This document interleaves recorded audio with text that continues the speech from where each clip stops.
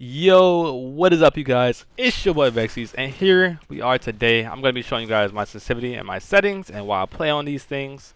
And you guys can definitely try playing on it if you want to. But just remember that you want to play on whatever you are comfortable on, okay? Don't just exactly like copy my settings and expect to play like me, because that is not how it works at all. Alright, but these settings are mainly based off of the new tuning.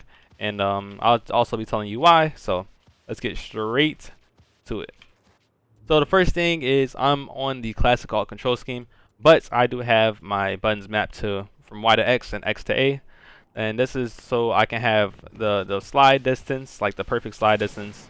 And I have my bounce on press instead of release on my A button. So default alternate is definitely what you want to play on if you're a regular default player.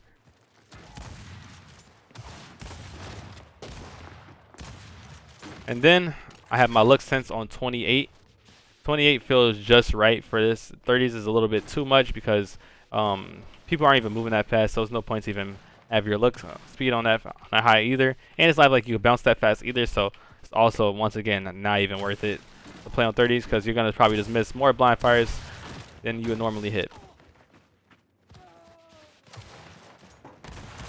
That you would normally hit. So 28 feels just right. I recommend the 26 to 28 range, but once again, if it's not even in that range, just play with what you're comfortable on, because that is what you're going to have the most success on over time. The next, have the same thing as my target sense. 30 target sense also feels a little bit too fast, so I dial it down a little bit, and it feels just right once again. If you want to play on once again the 26 to 28, that works for target sense as well. Because the game is slowed down, so you don't need to have a high sensitivity. You want to be hitting your shots, hitting those full spreads, putting out the most damage that you can. Now, next one is a little bit awkward. I have my zoom sense on 20, and that is because I like to use my snub a lot. And in this game, the snub feels a little like hard to be accurate with if I have a fast zoom sensitivity. And I mainly zoom in with my snub because it's slower and it's real easy to beam people. I actually used to play with it on 17, but I just raised it. Ooh, I was lagged a little bit. I just raised it to 20 a few days ago. Now, my dead zones, before my dead zones actually, is my aim excel. Aim excel is what your sensitivity basically starts off as, like how slow it starts, and then if it speeds up. So think of it like a sensitivity multiplier, and 10 would be basically like a 1.0. All right, so 0.9 would be like, a little bit slower. And then I'll show you the difference right now. So this is me spinning on 10. See how fast it is. Now this is me spinning on 1. Oh. See the difference? It's actually like as if I was on like 10 sensitivity. But it just does speed up and eventually it hits like to the 28 sensitivity. It just doesn't start off as that. Like you see I'm speeding up now. I'm not as slow as I was. It just takes a while. Don't kill me. So I have mine on 10 because I like to have I like to be playing on like my normal sensitivity at all times. I feel like it feels a little awkward when you're playing on something less than that. But if you're willing to play something less, it's actually not hard to play on at the same time. I've actually played on 8 back in Gears 4, and it was pretty comfortable for me. I played on 30 aim excel. I mean 30 look sense. So next is my dead zones. Your dead zones are only based on your controller. So if your right stick is drifting a little bit, then you want to up your dead zones so that does not register. All right, and as you can see, how my sticks are drifting a little bit, and yeah, it's going down just a little bit, like very slowly.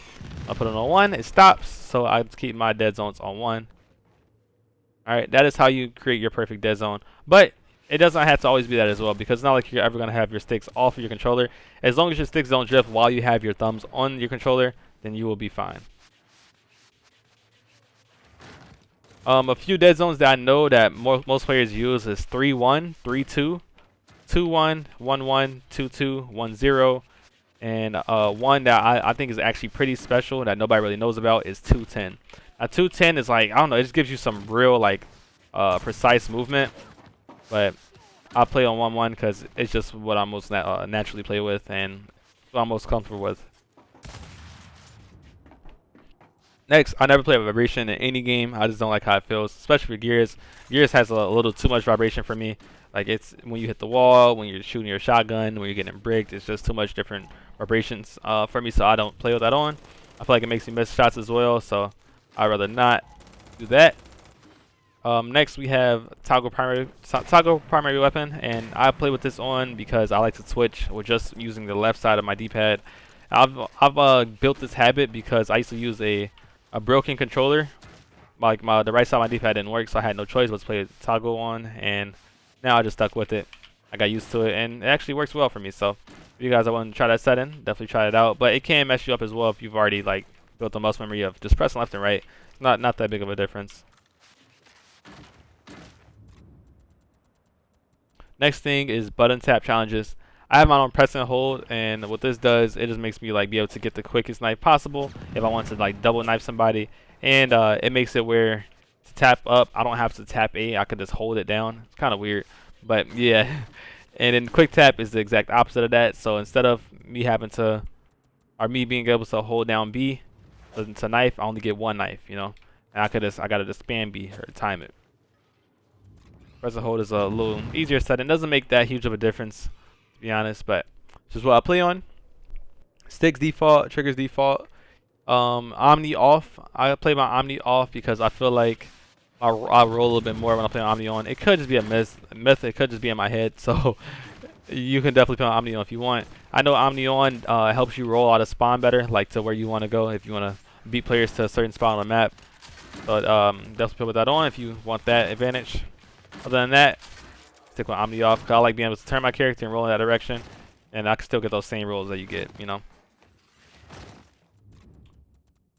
Next up we have single stick. I'm playing with single stick off because I like to have a very steady blind fire, and I like to hold my shot excessively with this new beta tuning because it's so slow.